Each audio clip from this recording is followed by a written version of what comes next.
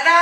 आपल्या समोर हा खेळ सावल्यांचा पुन्हा एकदा पंडित हृदयनाथ मंगेशकर पण शब्द रचना मात्र सुधीर मोघे यांची आणि घेऊन येत आहेत शैलेशजी आणि राजलक्ष्मी आणि